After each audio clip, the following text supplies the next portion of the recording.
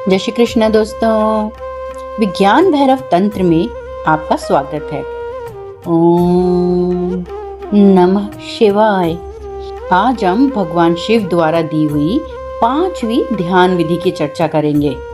शक्ति हमारी श्वास के माध्यम से निरंतर गतिमान रहती है, निरंतर यात्रा करती है, यानी प्राण ऊर्जा हमारी श्वास पर सवारी करती है।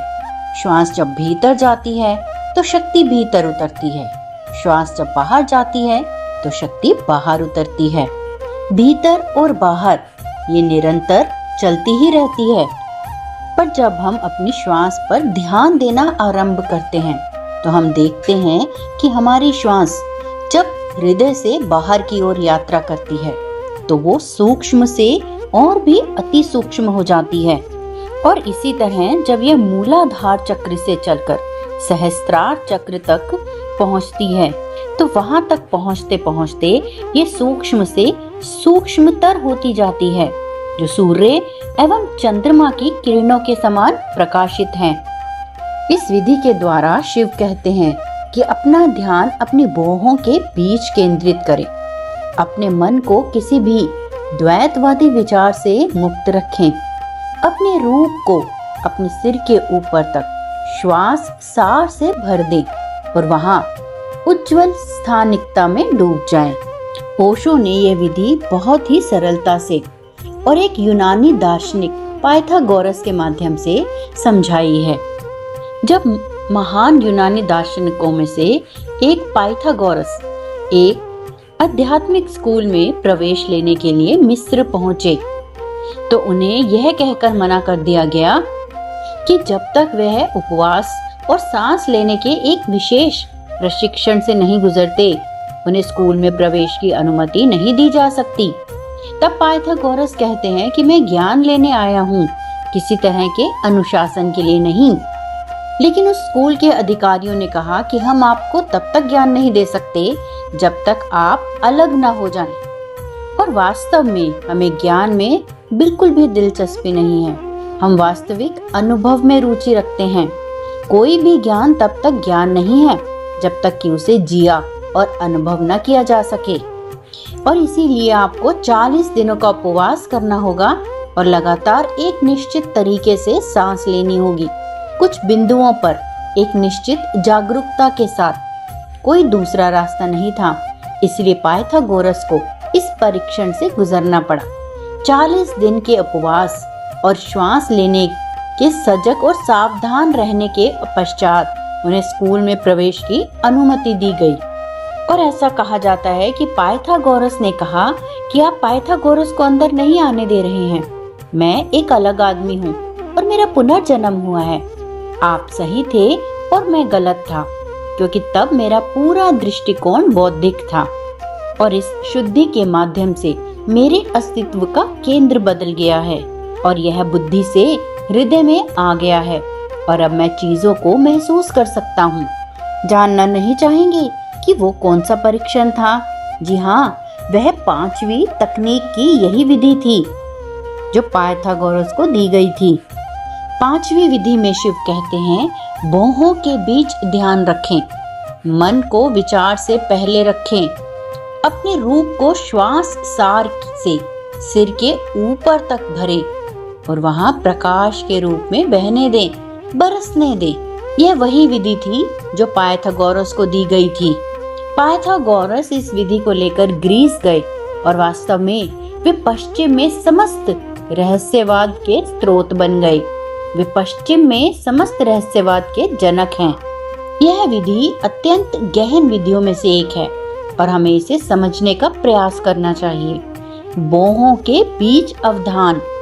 भौहों के बीच का स्थान वह ग्रंथि है जो शरीर का सबसे अधिक रहस्यमय हिस्सा है और इस ग्रंथि को, जिसे पीनियल ग्रंथि कहते हैं, तिब्बतियों की तीसरी आंख है। शिव नेत्र है, तंत्र के शिव की आंख। 2 आंखों के बीच एक तीसरी आंख होती है। वह कोई काम नहीं करती, लेकिन वो होती है, परंतु वो किसी भी क्षण काम कर सकती है। लेकिन यह स्वाभाविक रूप से काम नहीं करती, क्योंकि इसे खोलने के लिए हमें कुछ करना होगा। यह अंधी नहीं है, परंतु यह बंद है। यह विधि तीसरी आंख को खोलने के लिए है। अपनी आंखें बंद करें, फिर अपनी दोनों आंखों को दोनों भौहों के ठीक मध्य में केंद्रित करें। बस बीच में ध्यान केंद्रित करो, आंखें बंद करके। मानो तुम अपनी दोनों आंखों से देख रहे हो, पूरा ध्यान उस पर दो। यह तीसरी आंख यह ध्यान को पकड़ती है। यह ध्यान के लिए चुंबक की तरह कार्य करती है। इसीलिए दुनिया भर की सभी विधियों ने इसका उपयोग किया है। पुराने तंत्र शास्त्र कहते हैं कि तीसरी आंख के लिए ध्यान भोजन है। यह आंख भूखी है, यह जन्मों जन्मों से भूखी है। यदि तुम उस पर ध्यान दो तो वह जीवित हो जाती है। वह जीवित हो जाती है क्योंकि उसे भोजन दिया गया है, उसे ध्यान रूपी भोजन दिया गया है। और एक बार जब तुम यह जान लेते हो कि ध्यान भोजन है, और एक बार अगर हम ये जान लेते हैं कि हमारा ध्यान पीनियल ग्रंथि द्वारा स्वतः ही खींचा जा रहा है या आकर्षित हो रहा है, तो फिर यहाँ ध्यान देना कोई कठिन बात नहीं रह जाती, क्योंकि व्यक्ति को केवल सही बिंदु को जान लेना है। तो बस अपनी आंखें बंद कर लो, अपनी दोनों आंखों को ठीक मध्य में ले जाओ और उस बिंदु को अनुभव करो। जब उस बिंदु के हम निकट पहुंच जाते हैं तो अचानक से ही हमारी आंखें स्थिर हो जाएंगी, तब उन्हें हिलाना कठिन हो जाएगा। और जब हम सही बिंदु को पकड़ लेते हैं तो विचार स्वतः ही बंद हो जाएंगे और मन विचार से पहले होगा। और जब ऐसा हो जाता है तो हम एक साक्षी भाव की तरह हो जाते हैं, बिल्कुल एक फिल्म की पर्दे की तरह। यानी विचार चल रहे हैं और हम साक्षी हैं। हम विचारों को आते जाते देख रहे हैं। परंतु जब हम ध्यान का अभ्यास नहीं करते तो हम विचारों के साथ एक रूप हो जाते हैं। क्रोध के समय क्रोधी हो जाते हैं और खुशी के समय उसके साथ ही एक रूप हो जाते हैं। तब हम विचार के साक्षी नहीं होते, बल्कि हम विचार के साथ एक रूप ही हो जाते हैं। लेकिन अगर हम तीसरी आंख पर केंद्रित हो जाएं, तो हम अचानक ही साक्षी हो जाते हैं। तीसरी आंख के द्वारा विचारों को आकाश में बादलों की तरह या सड़क पर चलते लोगों की तरह देख सकते हैं। जैसे हम खिड़की पर बैठे हों और आकाश को या सड़क पर लोगों को देख रहे हैं। हम देख रहे हैं क्योंकि हम जानते हैं कि हम अलग हैं। बादल अलग हैं, लोग अलग हैं। तब हम ये जानते हैं कि हम अलग हैं और हम जो देख रहे हैं वो अलग है। ठीक इसी तरह जब हम तीसरी आंख पर केंद्रित हो जाते हैं तो ऐसे ही अपने सभी विचारों को और अपने सभी भावों को आते और जाते हुए देख सकते हैं। क्रोध को, खुशी को, विचारों को, हम इन सभी चीजों के साक्षी हो जाते हैं। हम इन्हें देखते हैं, ये आते हैं और चले जाते हैं। इसीलिए शिव कहते हैं कि तुम साक्षी बनो, तुम तीसरी आंख पर केंद्रित हो जाओ और साक्षी बनने की कोशिश करो। जो कुछ भी जीवन में घटित हो रहा है, बस उसकी साक्षी बनने की कोशिश करो। तुम बीमार हो, शरीर दुख रहा है, तुम दुख और पीड़ा में हो, जो कुछ भी हो तुम उसके साक्षी बन जाओ। जो कुछ भी हो रहा है उसके साथ अपनी पहचान मत बनाओ, केवल उसके साक्षी हो जाओ। और अगर साक्षी होना संभव ना हो तो तुम केवल तीसरी आंख पर केंद्रित हो जाओ, क्योंकि अगर तुम तीसरी आंख पर केंद्रित हो गए तो तुम साक्षी स्वयं ही हो जाओगे। तीसरी आंख पर केंद्रित होने से साक्षी आत्मा का उदय होगा और अब तुम श्वास के साथ सूक्ष्म नाजुक कंपन को भी महसूस कर सकते हो। अब तुम श्वास के रूप को और श्वास के सार को महसूस कर सकते हो। अब हम श्वास के रूप और श्वास के सार को समझने की कोशिश करते हैं। विज्ञान कहता है कि आप केवल हवा ही लेते हो, केवल ऑक्सीजन, हाइड्रोजन या अन्य गैसें जो हवा से संयुक्त रूप में हैं, और वे कहते हैं कि आप हवा लेते हैं। परंतु हमारा तंत्र शास्त्र कहता है कि हवा यानी श्वास तो केवल वाहन है, वास्तविकता नहीं है। आप प्राण शक्ति यानी जीवन ऊर्जा को सांस के माध्यम से अपने भीतर ले रहे हो। वायु केवल माध्यम है, परंतु प्राण पूर्ण सामग्री है।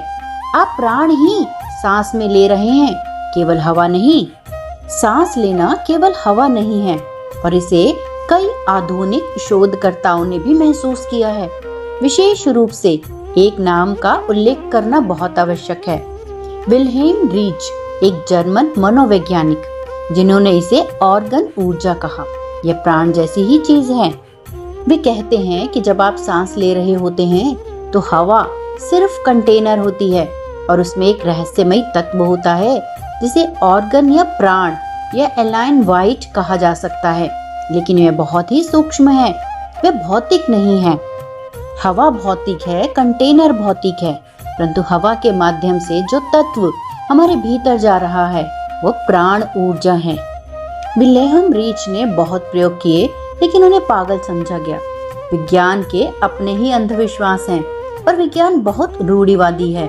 विज्ञान अभी तक यह अनुभव नहीं कर पाया है कि हवा से ज्यादा भी कुछ है, लेकिन भारत सदियों से इस पर प्रयोग कर रहा है। आपने ये तो सुना ही होगा कि कोई समाधि में चला जाता है और वो बिना हवा पानी के कई महीनों तक जीवित रहता है। जहाँ तक हवा भी नहीं पहुँच सकती, वहाँ प्राण पहुँचता है, यानी ब्रह्मांडीय चेतना के साथ प्राण का संपर्क होता है। और जब प्राण ब्रह्मांडीय चेतना के संपर्क में आता है तो बिना हवा के भी समाधि में सदियों तक कोई भी जीवित रह सकता है, जैसे कि हमारे ऋषि मुनि रहते थे। तीसरी आंख पर केंद्रित होने से आप अचानक सांस के सार को देख सकते हैं। सांस नहीं, बल्कि सांस का सार यानी प्राण। और यदि सांस के सार यानी प्राण को हम देख पाए तो हम उस बिंदु पर हैं जहाँ से सफलता घटती है। और सूत्र कहता है, रूप को सिर के ऊपर तक सांस के सार से भरने दे। सूत्र कहता है कि जब तुम भौहों के बीच केंद्रित होते हो और तुम श्वास के मूल तत्व को महसूस कर सकते हो तो रूप को भरने दो। अब कल्पना करो कि ये मूल तत्व तुम्हारे पूरे सिर को भर रहा है, विशेषकर सिर के ऊपर सहस्त्रार को, जो सर्वोच्च मानसिक केंद्र है। और जिस क्षण तुम कल्पना करोगे यह तुरंत भर जाएगा। बिल्कुल वहाँ सिर के ऊपर प्रकाश की तरह बरसो। यह प्राण तत्व तुम्हारे सिर के ऊपर से प्रकाश की तरह बरस रहा है। ऐसी कल्पना करते ही यह बरसना शुरू हो जाएगा और प्रकाश की वर्षा के तहत तुम बिल्कुल तरोताजा हो जाओगे, जैसे पुनः जन्म मिला हो। तुम पूरी तरह से नए हो जाओगे। आंतरिक पुनर्जन्म का यही अर्थ है। यह पहली बात यह है कि तीसरी आंख पर केंद्रित होने से तुम्हारी कल्पना प्रबल और शक्तिशाली हो जाती है। इसीलिए शुद्धता पर इतना जोर दिया गया है कि इन साधनाओं को करने से पहले तुम शुद्ध हो जाओ। क्योंकि अगर आप किसी की हत्या करने की सोच रहे हैं और अगर यह विचार मन में है तो कल्पना मात्र से ही उस व्यक्ति की मृत्यु हो सकती है। इसीलिए सबसे पहले शुद्ध होने पर इतना जोर दिया गया है। पाइथागोरस को उपवास करने और विशेष श्वास लेने के लिए कहा गया था। यह श्वास क्योंकि यहाँ बहुत ही खतरनाक भूमि में यात्रा की जा रही है, क्योंकि जहाँ भी शक्ति है वहाँ खतरा है। और यदि मन अशुद्ध है तो जब भी आपको शक्ति मिलेगी आपके अशुद्ध विचार उस शक्ति को तुरंत पकड़ लेंगे। यूं तो आपने कई बार आत्महत्या करने का प्रयास किया हो या उसकी कल्पना की होगी, परंतु वो काम नहीं करती। परंतु जैसे ही ये शक्ति आपके भीतर प्रवेश करेगी, यानी जब आप तीसरी आंख पर अपना ध्यान केंद्रित करेंगे तो वहां से शक्ति एक्टिवेट हो जाती है। तो कोई भी विचार तुरंत आते ही वो वास्तविक रूप से घटित हो जाता है। इसीलिए इस ध्यान से पहले शुद्धि आवश्यक है। इसीलिए जब शंकर कहते हैं कि ये सारा संसार बस माया है, परमात्मा का स्वप्न है, तो यह दार्शनिक कथन नहीं है, बल्कि यह तीसरी आंख पर केंद्रित एक व्यक्ति का आंतरिक अनुभव है। जब हम तीसरी आंख पर केंद्रित होते हैं तो हमारी कल्पना करने से कि प्राण का सार सिर के ऊपर से बरस रहा है, तो वह ठीक वैसे ही बरसता है जैसे कि तुम एक वृक्ष के नीचे बैठे हो, फूल बरस रहे हो। तुम आकाश के नीचे हो और अचानक बादल बरसने लगे, या तुम सुबह के समय बैठे हो और सूरज उगता है और सूरज की किरणें बरसने लगती हैं। कल्पना करो और तुरंत वर्षा होती है। ठीक इसी तरह ये दिव्य प्रकाश की वर्षा तुम्हारे सिर के ऊपर होती है और यह वर्षा तुम्हें पुनर्जीवित करती है, नया जन्म देती है और तुम्हारा पुनर्जन्म होता है।